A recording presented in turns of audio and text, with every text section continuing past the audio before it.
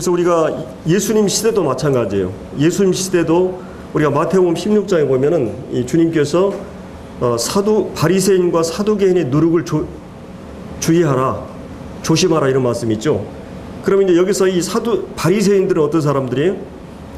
바리새인들은 철저하게 하나님의 율법을 최종적인 권위로 알고 있었어요. 하나님의 율법을. 하나님께서 이제 모세를 통해서 이 이스라엘 백성들이 율법을 주셨잖아요. 십계명을. 그리고 이제 율법을 주실 뿐만 아니라 이제 성막을 주셨어요. 그러니까 이제 율법이라고 하는 것은 하나님이 어떤 분인가, 이 하나님의 속성과 성품을 반영해서 이 십계명이 나오고 그 십계명을 구체화하는 게 613가지 율법이에요. 그게 이제 모세오경, 창세기, 출애굽기, 레위기, 민수기, 신명기, 이 모세오경의 율법이 이 모차리판처럼 이 성경에 이렇게 주어지고, 그리고 이제 나머지 구약의 모든 성경은 이 모세오경을 핵심으로 해서 모든 교훈이 이제 주어집니다. 그리고 이제 신약에서는 예수님이 오셔서 이제 이 복음을 이제 우리에게 주시고 산상수훈이라든지 이런 말씀을 주게 되는데, 그래서 이제 이런 하나님께서 모세를 통해서 율법을 주시고, 그 다음에 이제 이 율법이라고 하는 것은 하나의 법이죠. 근데 이것이 하나님께서 주신 율법이라고 하는 것은 우리 사람에게 어마어마한 그 짐이 될 수도 있고, 또 그러니까 이제 구원받지 않은 사람에게는 이 하나님의 계명이라고 하는 것은 마치 어린아이에게 무거운 짐을 지고 하는, 도저히 이것은 감당할 수 없고 행할 수 없는 율법이 무거운 짐이 돼요. 근데 이제 이 유대인들은 하나님께서 이 율법을 주실 때 우리에게 이제 지키라고 하셨고, 또 이제 지킬 수 있다고 생각을 해서 오랜 역사 속에서 그들은 이 하나님 말씀을 잘 연구하고 그 말씀을 해석해서 가르치고, 그 다음에 그 말씀을 이제 준행하려고 평생 이제 노력하게 되죠. 그래서 이제 이 유대인들이 생각할 때는 자신들은 이 하나님 율법을 잘 지키고 있다고 생각을 했어요. 근데 이제 예수님이 오셔서 어떻게 말씀해요? 하나님께서 너희들의 율법을 주신 것은 너희들이 율법을 지킬 수 있기 때문이 아니라 이 율법을 지킬 수 없는 것들이었다.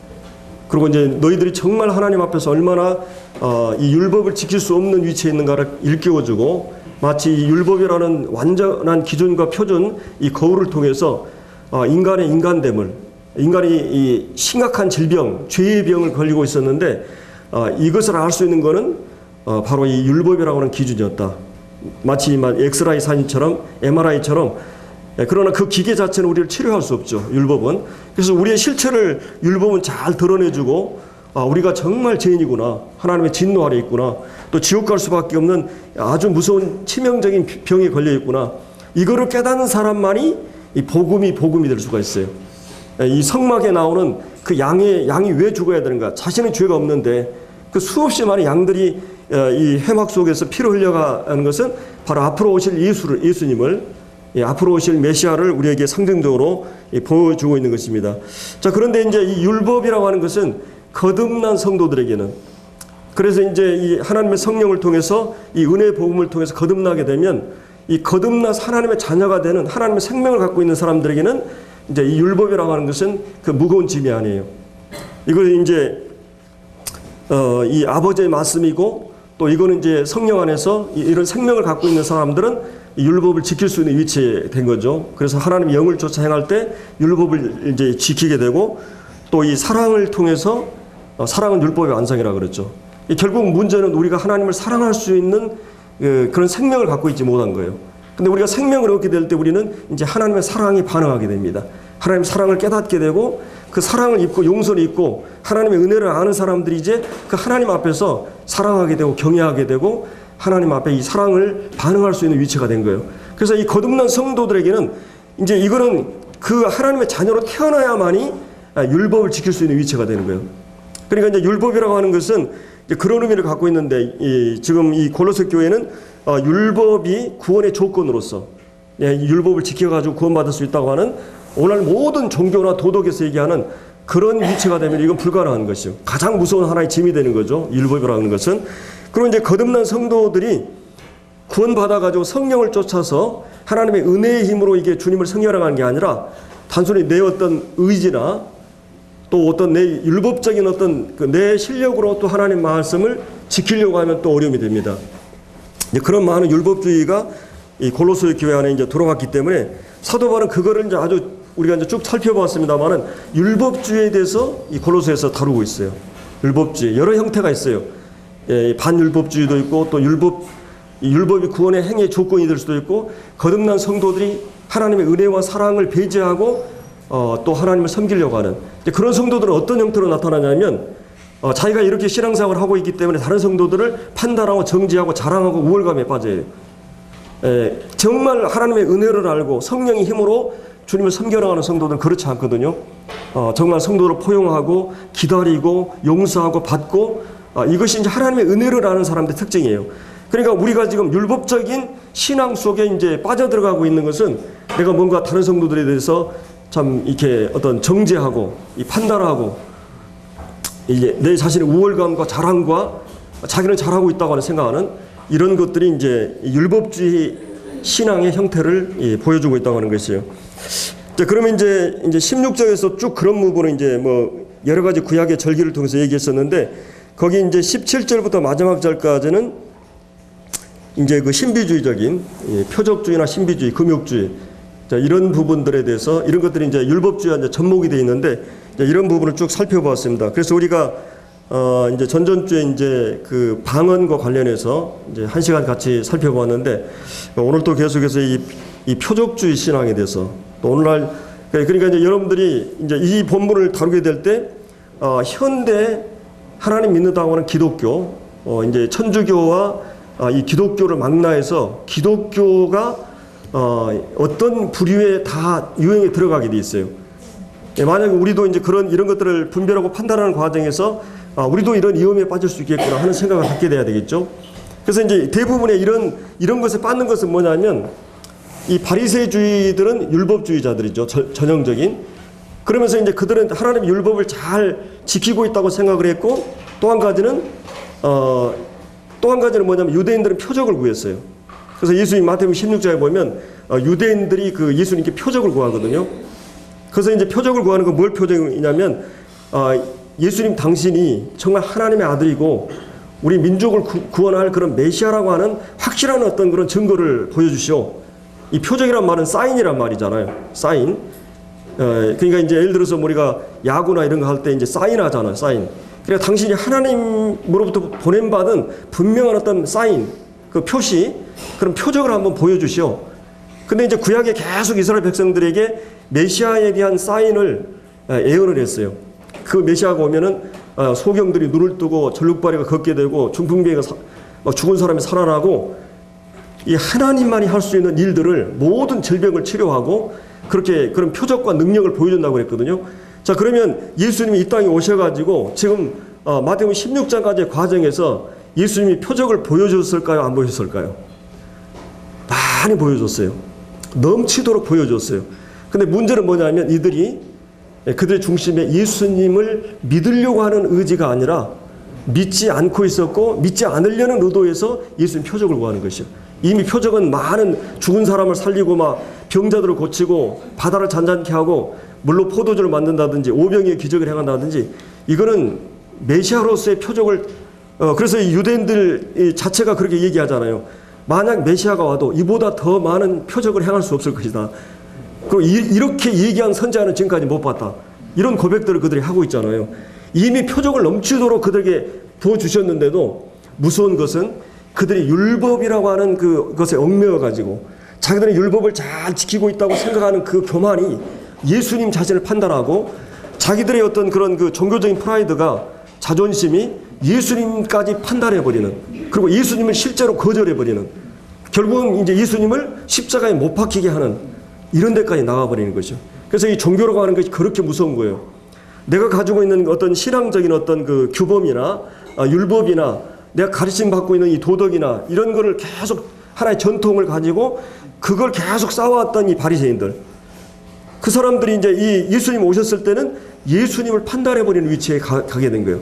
만약 우리는 뭐 이렇게 이 말씀대로 하고 뭐 우리가 이게 예배드리고 우리는 구원받았고 이제 천국 가고 여러분들이 이미 따놓은 당상이라고 이미 가지고 있는 진리들이 혹시 여러분들이 이런 바리새주의적인 이 신앙으로 변질될 수가 있어요. 그러니까 실제는 주님을 매일 삶 가운데서 매일 주님을 접촉하고 만나고 그분의 음성을 받고 인도하심을 받고, 그리고 내가 이 교회에 왔을 때 주님을 만나는 그런 기대감과 그런 주님의 영광과 임재를 실제적으로 느끼고, 내가 개인적으로 이렇게 접할 수 없는 이 교회에 왔을 때는 이 교제도 그렇고 예배도 그렇고 음식을 먹어도 그렇고 이상한 사실은 내가 어디서도 얻을 수 없는 영적인 어떤 것들을 접촉하는 시간들이에요. 만약 그런 감동이라든지 그런 영적인 어떤 것들이 없다면, 그러도 이제 그것을 끝나버리면 안 되겠죠. 묘한 것은 우리가 함께 모였을 때 주님이 분명히 약속했어요. 너희 가운데 내가 함께 하겠다. 두세 사람이 모인 곳에 함께 하겠다. 그래서 우리는 이 교회가 주의 이름으로 모이는 그 시간은 특별한 시간이에요. 그냥 무슨 계모임처럼 동창회처럼 그냥 회합이 아니에요.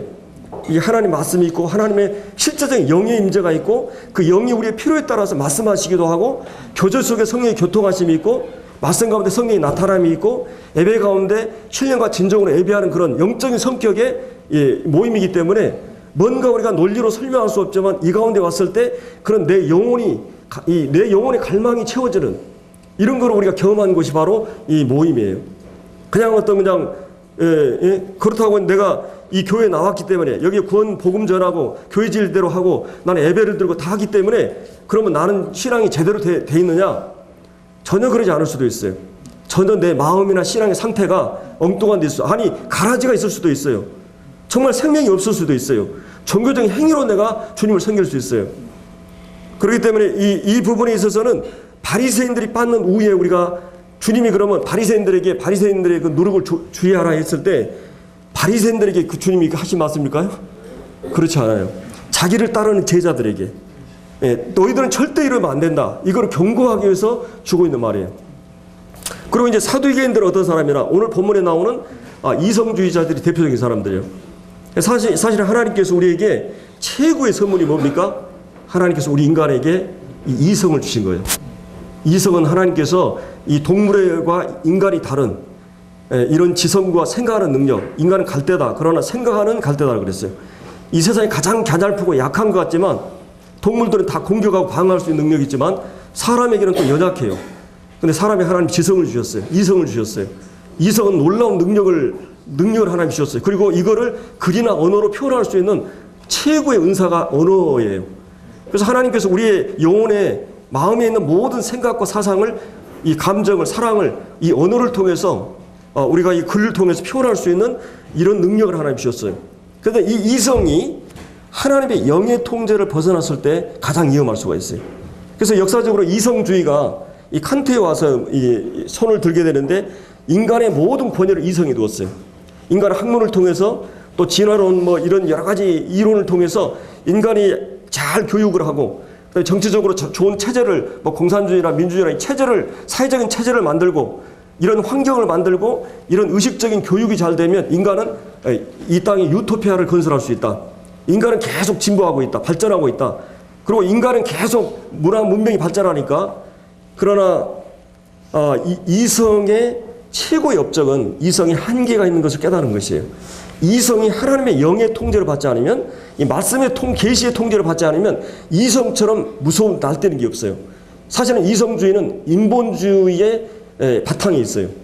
모든 것을 인간 중심으로, 인간은 무엇이든지 자기가 할 수 있다고 하는 이 과학기술을 통해서나 학문을 통해서 할 수 있다고 하는 이성 자체가 어마어마한 능력을 갖고 있잖아요. 하나님 주신 선물이기 때문에. 근데 하나님을 배제하고 하나님을 떠나고 말씀을 떠난 상태에서 이성은 무서운 하나님의 우상이 되는 거예요. 이성주의가 이 철학과 함께 역사에 나타났어요. 그리고 이 철학은 항상 철학과 충돌하게 되고 항상 하나님의 사역이 가장 큰 장애가 이 철학입니다. 이성이에요. 이 심리학도 그렇고 이 철학도 그래요. 왜냐하면 인간의 그 잠재력과 가능성을 부추기는 것이 바로 이성이기 때문에. 물론 인간은 무한한 잠재력을 가지고 있어요. 그럼 하나님께서 나를 존재하게 하셨고 이 우주 만물도, 내 존재도 생명도, 내 가진 모든 것이 하나님으로부터 왔다고 하는 것을 배제하고 내가 잘나가지고 내가 어떻게 해가지고 또 내가 개발해가지고 자기 영광을 위해서 사는 게 하나님이 가장 큰 우상이에요.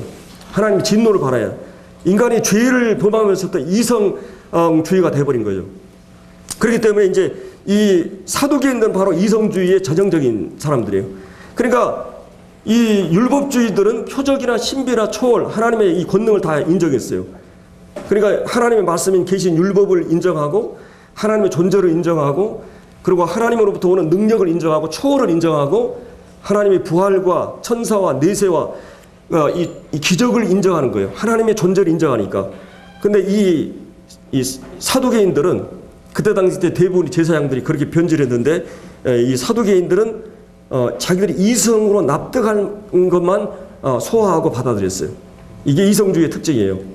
그래서 이제 이 바리새인과 사두개인들은 전혀 안 맞아요. 현대 자유주의 신학과 오늘 현대 보수 개혁주의 신학과의 것을 말하고 있는 것입니다. 그래서 하나님의 이 계시와 하나님 말씀의 절대적인 권위와 그리고 이 하나님의 존재와 기적과 모든 걸 다 인정해요. 그러나 개혁주의 노선이 우리가 역사적으로 보면 교리적으로나 말씀적으로나 성서적으로 그들이 철저하게 말씀 중심으로 갔지만 거기에 하나님의 영의 역사가 빠져버리니까 개혁주의는 전통만 남고 이제 교리만 남고 생명을 상실해 버렸어요.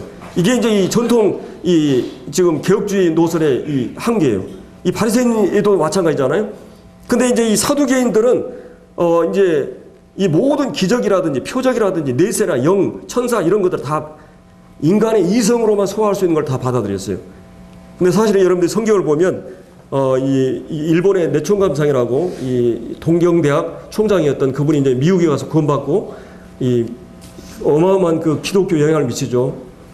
우리나라 함석헌 그런 분들에게 이 김동길, 함석헌, 김영석 막 이런 교수들이 영향을 미친 분입니다. 근데 그 웃지 마라 간조 이분이 어떤 청년 젊은이가 아주 그 스마트한 그런 젊은이가 대학에서 이제 이분에게 찾아와가지고 내가 이 성경 공부를 하는데 성경을 다 믿겠는데 성경에서 기적을 빼고 이걸 다 믿고 싶다고. 예, 자기 지성으로 소화할 것만 믿겠다고. 그때 이분이 뭐라고 한 줄 아세요? 만약 그렇다면 성경은 이 껍데기만 남을 거라고 그랬어요. 창세기부터 계시록까지 성경 기적을 기록한 하나님의 역사를 기록한 하나님이 역사 속에 자기를 계시하시고 드러낸 창조에서부터 이스라엘 민족의 역사, 예수님의 역사, 사도들의 역사 그리고 주님이 다시 오신다는 모든 것은 인간의 이성으로 소화될 수 있는 건 아니에요. 이건 하나님의 계시예요. 우리가 그것을 믿음으로 받아들인 거예요. 우리가 다 이성으로 소화할 수 있는 게 아니에요. 그래서 이런 이거는 구약에서부터 신약에서부터 예수님 오셨을 때부터 가장 강론했던 대상들이 예수님과 가장 치열하게 싸웠던 대상들이 바로 이 사람들이에요. 그리고 사도 바울 시대도 마찬가지고 오늘 시대도 마찬가지입니다. 그러니까 이 골로새서 2장에 나오는 이런 반기독교적인 잘못된 그런 사상과 흐름에 대해서 그리고 오늘날 기독교가 무엇이 잘못되어 있고 우리가 어떻게 해야 되는가 하는 문제들이 다 이 본문에 나와 있어요. 이거에 대한 우리가 정리나 입장이 필요한 거죠. 과연 우리 이성주의로 흐를 수 있는 위험이 우리에 항상 있는 거고. 그래서 이제 근데 이 하나님께서는 기독교는 이제 반이성주의도 아니에요. 그러니까 하나님께서는 성령을 통해서 말씀을 통해서 우리를 계시하실 때 또 우리가 가지고 있는 이성을 통해서 역사하셔요. 이성주의도 아니고 이성만으로 우리가 하나님을 알 수 있는 게 아니에요. 근데 반이성주의, 이성을 떠나서 그냥 생각을 떠나서 역사하지 않아요. 그러다 보니까 이제 극단적으로 막 어떤 설계하고 계획하고 막 이런 성령 인도를 오용해 가지고 이성 자체를 너무나 또 부정해 버리는 이것도 합당한 게 아닙니다. 이 성령께서는 우리 이성의 역사예요. 그리고 이 시대는 우리가 설교를 해야 돼요. 바울 시대는 바울이 설교해야 돼요. 이 시대의 문화나 언어나 풍습이나 흐름이나 세상의 모든 것들을 가장 잘 알고 있는 언어를 가지고 있어요. 우리는 언어의 다양성을 알고 있어요. 그 언어를 가지고 있는 사람이 이 복음을 이 시대에 사는 사람들에게 가장 잘 표현할 수 있는 사람이 이 시대에 사는 사람들. 그런 의미에서 이성이라고 하는 문화라고 하는 것은 또 우리 복음 전달하는 데 굉장히 중요한 이제 수단이 될 수가 있는 거죠. 그래서 이제 우리가 이제 이성주의에 대해서 그다음에 이제 율법주의에 대해서 크게 두 가지가 기독교의 가장 큰 그 적이고 이거는 계속 예수님 시대 때 예수님과 충돌했고 바울 시대 때도 이 초대교회를 이게 공격했던 이런 그 이단이었고 그다음에 이제 우리가 살고 있는 이 시대도 동일하게 이 두세 가지 얼굴로 이 교회를 공략하고 있어요. 그래서 우리가 무엇이 옳은 건가, 뭐가 성경적인가, 뭐가 주님이 원하시는 길인가를 이런 거를 통해서 우리가 비춰보는 거죠. 그래서 이제 오늘날 기독교가 왜 어떻게 잘못되어 있는가를 우리가 확실히 알아야만이 답을 제시할 수 있고 우리가 가지고 있는 정체성이나 우리가 가지고 있는 성경에 대한 분별을 확실하게 이제 세울 수가 있게 되는 것입니다. 자, 우리 이제 그 고린도전서 14장 우리가 이제 전에 봤는데 계속 보도록 하겠습니다. 14장.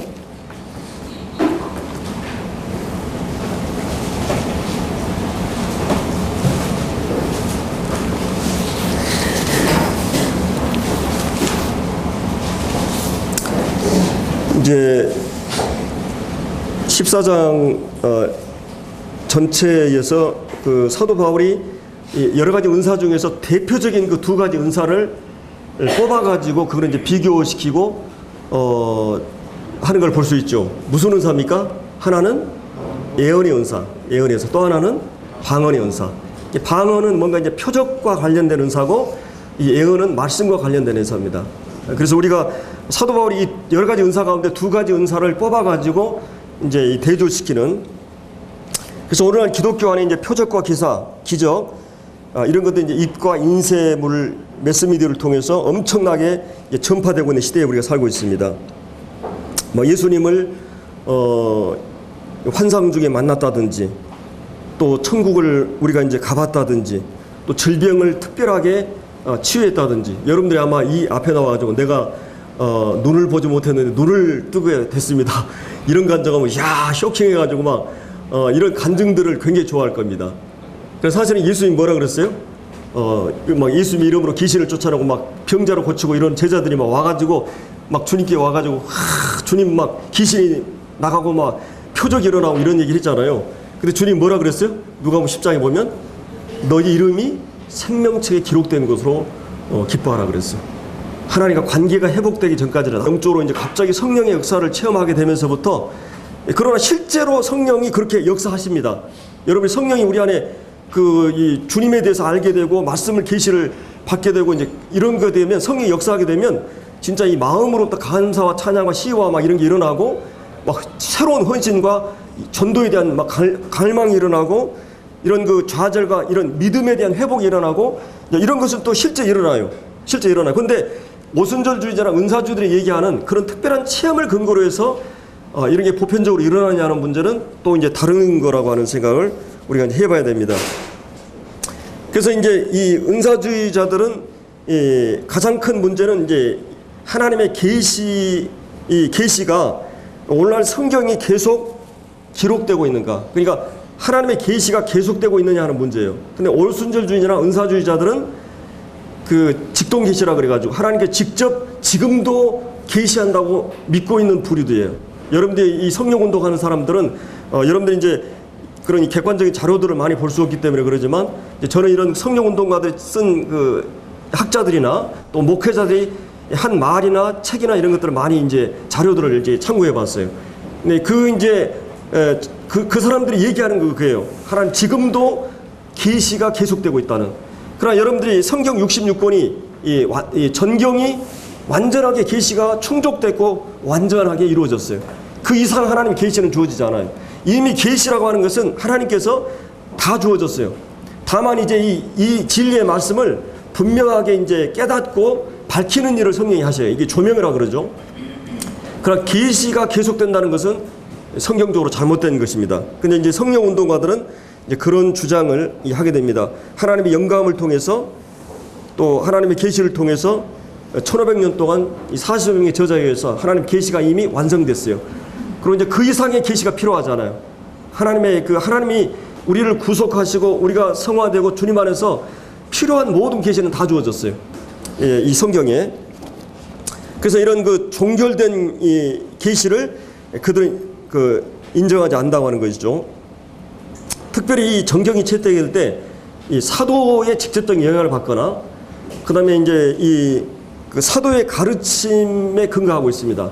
여러분 이제 히브리서 1장에 보면 옛적의 모든 말씀이 그 선지자과 이렇게 주셨는데 아들을 통해서 말씀하셨다. 이 아들을 통해서 말씀하셨다는 게 구체적으로 12사도들에게 예수님이 보이고 가르치고 하는 것들, 12사도들이 예수님의 행적을 다 기록했어요. 그래서 신약의 27권은 예수님이 하신 모든 말씀과 계시를 12사도들이, 또 12사도들의 직접적인 영향을 받은, 이제 특별히 마가는 베드로, 누가는 이제 바울. 그래서 신약의 모든 이 계시가 사도성에 근거해서 주어졌습니다. 그러니까 이제 이거는 계시가 충족이 돼서 완전하게 신약이 완성됐어요. 오늘 천주교에서는 이게 외경이라 그래가지고 이 성경 66권 외의 외경이라든지 또 이제 이 1세기에 이미 계시가 완성됐는데 추가하는 그런 계시는 잘못된 것입니다. 그리고 초대교회 거듭난 이 초대교회 성도들이 가장 많이 읽혀진 것이 이 정경에 채택이 됐어요. 그러니까 거듭난 성도들이 우리가 보고 있는 서신서라든지 일반 서신이나 바울 서신이나 이런 서신들을 회람으로 해가지고 지금처럼 우리가 이 성경이 이렇게 두껍게 된 게 아니라 각권으로 돼 있었어요. 바울 서신이 주어지면 그거를 이 골로새 교회 막 여러 교회들이 회람해서 봤어요. 그렇게 해서 이 초대교회가 가장 많이 읽혔던 이 성경이 정경으로 이게 채택이 되죠. 그리고 이제 초대 이 사도 시대가 끝나면 속사도 시대가 되죠. 예를 들어 이 사도 요한의 제자가 막 폴리캅 같은 이제 그 속사도 시대가 끝나고 교부 시대가 와요. 이 천주교가 이 300년에 되기까지. 근데 이 교부들 가운데 훌륭한 그런 어거스틴이나 오리겐, 제롬이라든지 이 터툴리안이라든지 이런 걸출한 그런 100년에 한두 명 나온 그런 훌륭한 그런 이 교부들이 있어요. 이 교회 감독들이 장로들이죠. 근데 이제 그분들이 이 하나님이 주신 이 신약의 정경들을 다 이렇게 보고 선호했어요. 그러니까 이런 이 모든 걸 통해서 이 계시가 이미 완성이 됐다고 하는 것입니다. 그런데 이제 많은 그런 이 로마 캐토릭이라든지 또 이성 신비주의라든지 많은 이단들이 성경 외에 어떤 그런 성경을 강조하고 또 계시가 계속된다고 하는 가르침이 특별히 이 지금 은사주의 가운데서도 있다고 하는 것이에요. 이게 결정적인 그들의 문제점이에요. 그리고 이제 하나님의 말씀이 이미 계시로 완성적으로 주어졌다고 하는 것과 또 한 가지 중요한 게 성경은 이제 해석의 문제가 있어요. 이 성경을 해석하는 문제. 사실은 이 성경 해석은 굉장히 중요해요. 우리가 이제 구원받고 나서 성경을 이게 주님이가 막 비춰주셔가지고 깨달아가지고 얼마나 좋아해요. 근데 그 중에 한 10가지 중에 한 몇 가지는 한참 지나고 나서 한 20년, 30년 되고 나서는 엉뚱한 것이 많아요. 이거 내가 아주 엉뚱하게 깨달았구나. 엉뚱한 게 내가 주관적으로 내 입맛에 맞춰서 이렇게 했는데 이게 본래 성경이 말하고자 하는 의도와는 전혀 엉뚱한 이런 해석들이 우리가 있어 왔던 거는 우리가 우리 개인의 신앙에서도 경험하게 됩니다. 그래서 이 성경 해석은 굉장히 중요해요. 대부분의 이단들은 이 해석의 기본 원칙을 무시해요. 성경에 계시가 이미 주어졌다고 하는 성경. 그래서 이제 이 성경의 이 정통 복음주의 이 보수적인 그런 입장에서는 이 성경의 그 교리, 핵심적인 교리가 이게 이제 신학교에서는 조직신학이라고 그러죠. 핵심적인 그런 진리들이 다 정립이 돼 있어요. 그리고 그것에 그거를 이제 해놓은 게 이제 조직신학 그런 교리서죠. 우리 이제 여러분들 김홍렬 형제님이 이제 교리서 이렇게 예를 들어 하나님, 또 예수님, 기독론, 성령론, 또 인간, 또 구원, 또 이제 교회론, 종말론 이렇게 해가지고 한 10가지 아주 성경이 굵직한 주제가 있어요. 근데 대부분의 이단들은 삼일체를 예를 들어서 부정한다든지 예수님이 신성 가운데 예수님이 하나님 되심이나 사람 되심을 부정한다든지 그러면 성령론을 부정한다든지 여호와 증인이라든지 이런 대부분의 이단들은 이 중심 교리에서 이탈합니다. 그러니까 이단을 알아볼 때 물론 이제 구원받은 생명이 가장 중요하지만 이단을 알아보는 가장 중요한 것은 기독교에서 이미 결정해 놓은 이 성경의 계시를 요약해 놓은 이 교리, 이런 진리들을 부정하는 그런 데는 이단이라고 볼 수 있어요. 그래서 이 기독교에서는 그런 것들을 다 이렇게 이단으로 규정을 해놨죠. 이단으로. 근데 또 한 가지 중요한 거는 이단의 특징 가운데 하나는 이 해석 문제에 있어서 그리고 우리 모임 같은 경우는 이런 부분에서 참 많은 경계를 해야 됩니다. 왜냐하면 우리가 거듭나고 나서 구원받고 나서 개인적으로 우리가 말씀을 보고 교회 안에서 이제 대부분의 이제 가르침을 받게 돼 있어요. 그래서 우리가 헬라어나 히브리어나 이런 이 성경의 언어를 개인적으로 공부를 해야 돼, 독학으로. 또 이제 이런 해석 문제에 있어서도 이 언어라든지 문화라든지 성경 시대 상황이나 이런 것들도 해석을 위해서 우리가 어느 정도 기본적인 공부가 필요해요. 이런 것이 없이는 성경 해석 자체가 주관적으로 아주 성경이 본래 의도하는 메시지와는 전혀 다르게 해석이 가능할 수 있어요. 그렇기 때문에 이제 해석 문제가 굉장히 중요합니다. 이 하나님의 뜻을, 하나님 우리에게 주신 뜻을 어떻게 알 수 있는가. 그래서 우리가 경건의 시간도 이 자칫 잘못하면 굉장한 많은 오류가 발생할 수 있어요. 제가 가끔 성도들이 교제하는 거 보면 저 해석은 아주 굉장히 위험한 해석인데 그런 경우가 있어요. 그래도 내가 그냥 허락을 하지만 그러나 이 본문이 과연 그 본문이 그거를 얘기하고 있을까? 굉장히 위험한 해석일 수 있어요. 그래서 우리가 이 말씀도 그냥 보고 그냥 이렇게 지나가는 것보다는 좀 더 이렇게 그 생각을 해야 돼요. 하나님의 인격이고 우리가 인격이기 때문에 내가 예를 들어 저 형제가 단순하게 말할 수도 있어요. 이 말을 자 혜선아 오늘 어디 갔다 와라. 근데 이 말을 단순하게 받을 수도 있어요. 근데 이 가끔은 화가 나가지고 막 말을 안 들으니까 너 집 나가. 그러면 이제 그 문자적으로 해석해 버리면 이제 완전 집을 나가야죠. 근데 부모는 그런 뜻이 아니잖아요. 너 절대 잘못하면 안 돼. 이런 메시지가 들어가 있는 거예요. 근데 성경은 문자적으로 그대로 받은 말씀들이 있고 어떤 경우는 메시지화해서 주는 말씀들이 있어요. 그거를 파악하지 못하면 또 엉뚱한 해석이 돼요. 성경은 수없이 많은 이 비유들이 있고 이런 게 있거든요. 그래서 이 해석이 이 이단들이 잘못됩니다. 그래서 이 하나님 말씀을 옳게 우리가 분별하기 위해서 우리가 정말 자신을 드리기를 힘쓰라 그랬어요. 이 디모데후서 2장에 보면 이 피상적인 연구, 적당한 그런 해석, 우화적인 영예 이런 게 굉장히 위험한 것입니다. 그래서 건전한 해석을 위해서 기본적으로 우리가 문자적 해석, 역사적 해석 원리, 이 문법적인 원리, 이 종합의 원리. 그러니까 여러분들이 기도 그러면 어느 본문에서는 믿음으로 기도하라. 어느 본문에서는 순종하면서 기도하라. 용서하고 기도하라.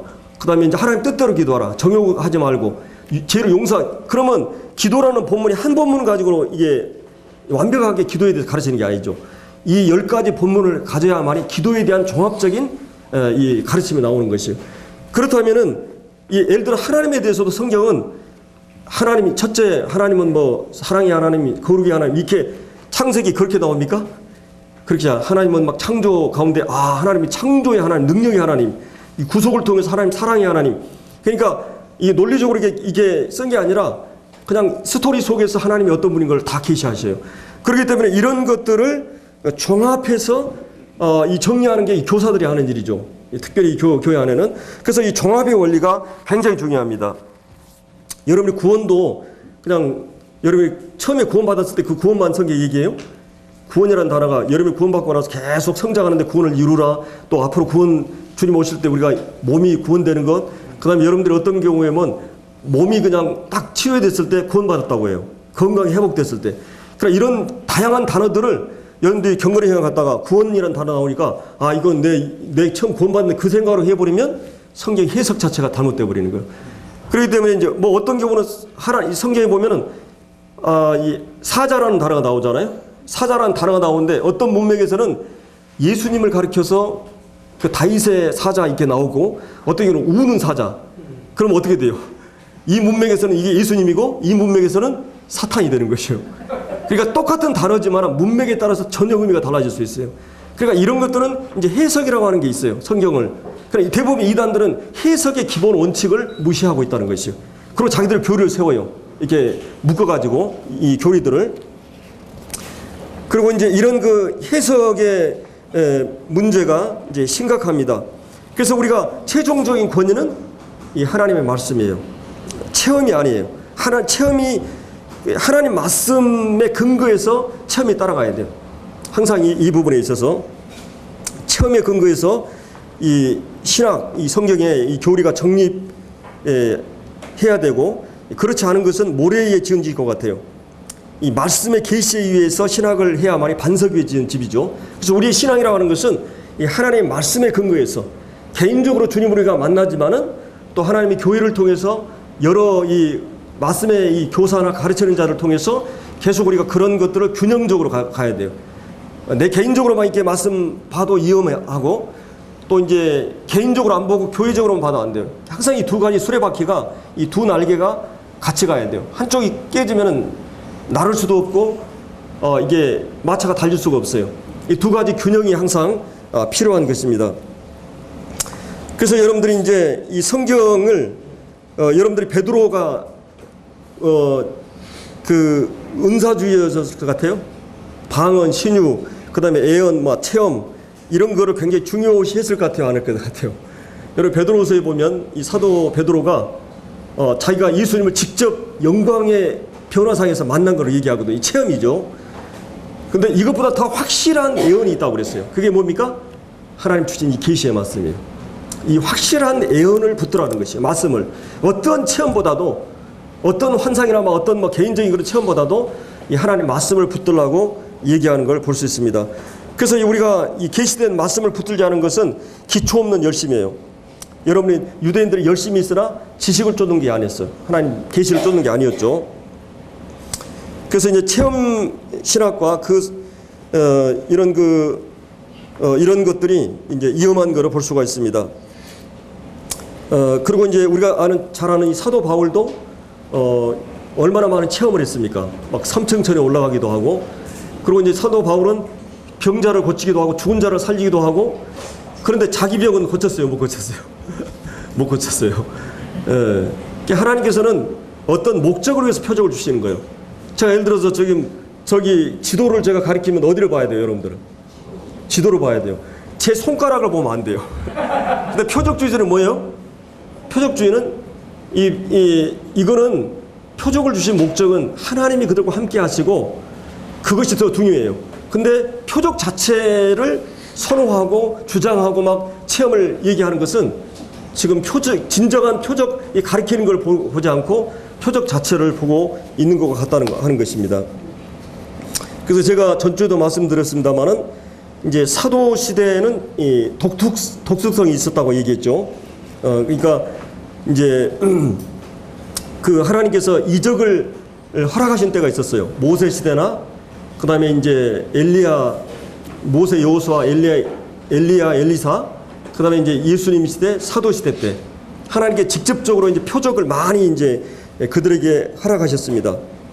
이 표적이 주어질 때는 새로운 계시가 주어질 때요. 여러분 모세와 여호수아 시대 때 성경 계시가 가장 많이 주어졌어요. 모세를 통해서. 그리고 하나님이 이스라엘 백성들을 구원자로서 하나님 보내셨는데 이스라엘 백성들이 이분이 하나님께로부터 보냄받은 자라고 하는 것을 인정해야 되잖아요. 자기가 내가 하나님께 보냄받았다 그래 말 안 들을 수 있잖아요. 그래서 10가지 재앙을 하나님께서 그냥 한 방 쳐도 이래저래 케어돼요. 바로는. 근데 왜 10회장까지 가요? 10재앙까지 줘요? 그거는 그 10번 동안에 하나님이 어떤 분인 것을, 하나님이 어떤 걸 원하시는가, 하나님 자신을 계시하기 위한 수단이에요. 이 표적이라고 하는 것은 표적 자체가 목적이 아니고, 그리고 이제 하나님이 세운 그 사람을 확증하기 위해서, 그래서 하나님께 보낸 자인 것을, 그리고 이제 이 하나님 표적이나 이적을 주실 때는 새로운 계시를 듣는 자들의 그 주의를 집중하기 위해서, 저 사람, 저 말은 새롭게 정신을 찾아서 보게 되죠. 이적이 나타날 때. 그래서 하나님께 이런 표적을 허락하시는 것을 볼 수 있습니다. 그래서 이제 이런 이제 우리는 매일 어떤 이적이 필요하진 않죠. 이미 이제 하나님께서 기록으로 말씀을 주셨고, 이제 거듭난 성도들에게는 성령님이 인격적으로 내 안에 들어와 계셔요. 그래서 우리가 성령이 언제 어떻게 들어온지 그거는 잘 우리가 느낌이나 이런 걸 모르는데 어느 날부터 성경이 보이기 시작해요. 이 말씀이 깨달아지고 막 들리게 되고 감동이 되고 내 속에서 이제 영적인 감각이 회복되었어요. 죄에 대해서 민감하게 되고, 그리고 이제 하나님 말씀에 대해서 감각이 생기고 성도들에 대한 영적인 성격들에 대해서 흥미와 관심을 갖게 돼요. 이게 놀라운 그런 영적인 신령한 것들을 사모하는 사람들이 되어 있어요. 이 교회는 영적인 것들을 위해서 모이게 되는 것이에요. 그러나 이제 중요한 거는 신령한 사람하고 신령한 은사가 있는데, 신령한 은사가 있다고 신령한 사람이 될까요? 여러분 고린도 교회는 은사가 많았어요, 적었어요? 은사가 풍성했죠. 방언 은사, 은사, 지식, 구변. 그러니까 여러분들이 가끔 우리 허연욱 형님이 말을 구변이 탁월하잖아요. 아주 그냥 고스름하게 그냥 스토리로 해가지고 2시간, 3시간 해도 아주 그냥 빨리 들어가게 이 말을 기가 막히게 하는 이 아볼로 같은 사람이 그런 분이었어요. 이 언변이 탁월한, 구변이 탁월한 게 바로 지금 이 고린도 교회였어요. 그 다음에 은사. 여러분들 가끔 이제 우리 박조영님이나 이런 분들이 막 말씀 들으면 막 빨려 들어가잖아요. 막 뭔가 이렇게 막 나를 막 내 영혼을 막 끌어들이고 사로잡는 그런 느낌 있잖아요. 막 영성이라고 그러죠, 그거는. 근데 그런 똑같은 말을 하는데도 그냥 숨죽이듯이 사람들을 사로잡는 영성의 이 말. 바울이 그런 어떤 그런 은사를 갖고 있었어요. 신령한 은사. 그리고 이제 어떤 경우는 이제 뭐 지식. 우리 송찬영님은 얼마나 방대한 지식이 많아요. 평생 동안. 지식 하면 우리가 이 사역자들 모여도 막 그분은 이 어떤 주제나 이슈에 대해서도 아주 풍부한 지식을 갖고 있어요. 근데 고린도 교회가 어땠어요? 은사, 지식, 구변이 탁월한 그런 교회였어요. 근데 이 교회가 영적으로나 도덕적으로 훌륭했느냐? 그건 아니었어요. 이 교회가 그렇게 은사가 풍성하고, 그래서 사도 바울은 사실 고린도 교회를 향해서 뭘 제시하고 있느냐면, 신령한 사람은 은사가 있다고 중요한 게 아니라 그 은사를 바르게 행하는 것을 바울은 이제 얘기하고 있어요. 고린도서에. 여러분들이 잘 아는 대로 막 교회 분열이 일어나고 막 간음, 음행 막 이혼이 일어나고 막 소송 사건이 일어나고 막 이 교회가 막 서로 부자 가난한 성도들이 막 부자들이 막 먼저 와가지고 막 실컷 막 싸워가지고 먹고 마시고 막 취해가지고, 근데 진짜 이제 이 만찬 성찬을 하려고 그럴 때는 이게 막 가난한 성도들은 굶어가지고, 이 고린도서 11장에 그러거든요. 고린도 교회는 아주, 이 고린도라는 지역이 이 돈이 많은 지역이에요. 돈이 넘쳐나는 지역이에요. 그리고 여기에 모든 이 우상, 종교의 그 시장, 종합전 시장이에요. 어떤 밀교라든지 모든 종교가 이곳에 모여진 것입니다. 이방 종교들이. 그리고 막 이방 종교들이 막 이 점쟁이라든지 이 여성들이라든지 막 점술가들이 모든 사람들이 모여 있는 곳이었어요. 그리고 막 광란과 환구가 축제가 막 일어난 게 이곳이었어요. 그렇기 때문에 고린도 교회는 그 영향을 받고 있는 것이죠. 사도 바울이 은사 사용을 할 때 이 교회 안에서 진정한 은사를 바르게 사용할 걸 얘기했어요. 바르게 사용하기 위해서 어떻게 해야 되겠어요? 가장 중요한 것은, 이 은사라고 하는 것은 다른 사람의 유익과 하나님의 영광을 위해서 두 가지 목적이었어요. 그것이 하나님께 영광이 되는가? 그래서 저도 이제 가끔 말씀 전하올 때, 오늘 말씀 잘 해보겠다. 그건 잘못된 건 아니지만 그 내면에는 뭐가 있냐면, 내가 막 신나게 잘해가지고 성도들이, 오늘 형제님 말씀 어떻게 말을 그렇게 잘합니까? 예? 이게 소름 돋아요. 이게 무서워요. 그렇게 하지 마세요. 그때 그냥 막 사단이 나로 올라타는 거예요. 그러면 아이고 내 우쭐해가지고 그러고 나서 이제 그 다음 날은 아주 완전 초조음이 되는 것입니다. 주님이 그냥 넘어지게 해버려요.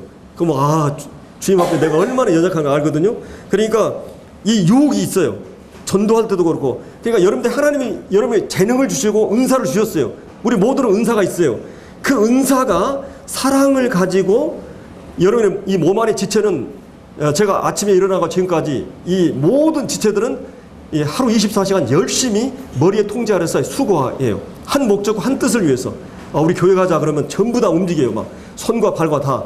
그러면 이 교회 안에서 은사도 이 머리의 통제 아래서 이 공동체 유익을 위해서 움직이고 있는가. 이 머리의 영광과 머리의 뜻과 그 다음에 이 다른 사람의 유익을 위해서 이 몸은 서로 사랑해요.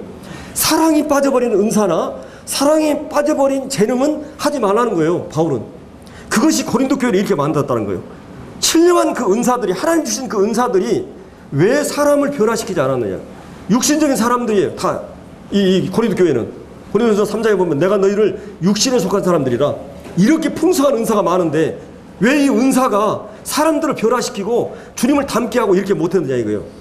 자기 영광, 자기 과시, 이것이, 그리고 성도들도 그걸 부추기고. 될 수 있는 대로 사람을 칭찬하지 마세요. 굉장히 조심해야 됩니다. 이 교제 가운데 형제 말을 잘해, 또 좀 형제 너무 이게 사람을 막 칭찬하면 뒤로는 공허해져요. 그게 주님 앞에서 영적으로 이제 갑자기 성령의 역사를 체험하게 되면서부터, 그러나 실제로 성령이 그렇게 역사하십니다. 여러분, 성령이 우리 안에 이 주님에 대해서 알게 되고 말씀을 계시를 받게 되고 이제 이런 거 되면, 성령이 역사하게 되면 진짜 이 마음으로부터 감사와 찬양과 힘을 어떤 형태로든지 그 형제를 칭찬하되, 주님 귀한 은사를 주셨군요. 그러면 형제도 겸손해지고 그래요. 근데 형제가 막 이러다 그러면 사람이 칭찬받는 하나님께 화가 임한다 그랬어요. 그래서 하나님이 주신 것 가지고 우리가 섬기고 있어요. 그렇게 안 해도 여러분들이 주님 앞에 잘하면 주님 나라 가서 다 보상할 겁니다.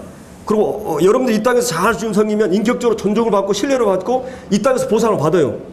그러나 그렇게 하는 것을 유치하는 것이요. 그렇게 하는 사람이나 그렇게 유도하는 것, 그런 모든 것을 우리가 은사 활용, 재능 활용에 있어서 철저하게 주님의 영광, 주님이 주신 걸로 그리고 다른 사람들이 유익이 되도록. 그래서 이 사도 바울은 은사 사용에 있어서 은사가 중요한데 그 은사를 어떻게 바르게 사용하느냐 문제를 다루고 있어요. 그게 이제 이 고린도서 12장과 14장 중간 한복판에다가 사랑이라는 장을 얘기했고 12장에서 이 몸의 비유를 얘기했어요. 몸의 어떤 지체가 여러분 오케스트라를 하는데 예를 들어서 오케스트라 하는데 어떤 그 악기가 빽빽 소리 내면은 화음을 조화나 화음을 깨버리면 이거는 망치는 거예요. 오케스트라의 생명은 솔로가 아니잖아요. 여러분 축구 찰 때 혼자 잘했다 하면 이거는 안 해요. 전체가 살아야 되고 전체가 이겨야 되는 거지. 그래서 우리가 이 몸이 전체가 움직이고 있어요. 어떤 은사가 활용될 때나 주님이 이 교회를 움직일 때 우리가 전체가 살아야 되고 몸이 살아야 되는 거예요. 내 개인이 뭐 알아줬다 뭐 이게 아니라 이 전체를 위해서 협력하는 거예요. 제가 말씀 전하는데 여러분 지금 협력하고 있는 것이요. 이 은사가 활용되기 때문에 이것이 바로 몸을 위한 것이요. 너무 개인이 나가고 막 개인적인 자기중심적 이기적인 거 이게 교회 교제 가장 적들이에요. 그렇기 때문에 이 고린도 교회에서 이 은사를 신령한 것들을 사모하는데 은사를 어떻게 사용할까 이 부분을 이제 이 바울이 얘기해주고 있는 것을 보게 됩니다. 그래서 이 주님이 은사를 어떻게 사용했어요? 주님이 이 땅에 오셔서 우리에게 그 하나님의 은사를 하나님의 사랑을 전달하는 언어, 몸 하나님이 어떻게 예수님이 하셨어요? 너희 안에 이 마음을 품으라. 우리를 사랑하셔가지고 우리를 위해서 자기를 비우시고 우리를 위해서 그 완전히 희생하고 복종하는 마음으로 하나님 예수님이 은사를 이 땅에 오셔서 사용할 때 어떻게 했느냐? 우리를 위해서 하나님의 영광을 위해서 온전하게 자신을 드리게 됩니다.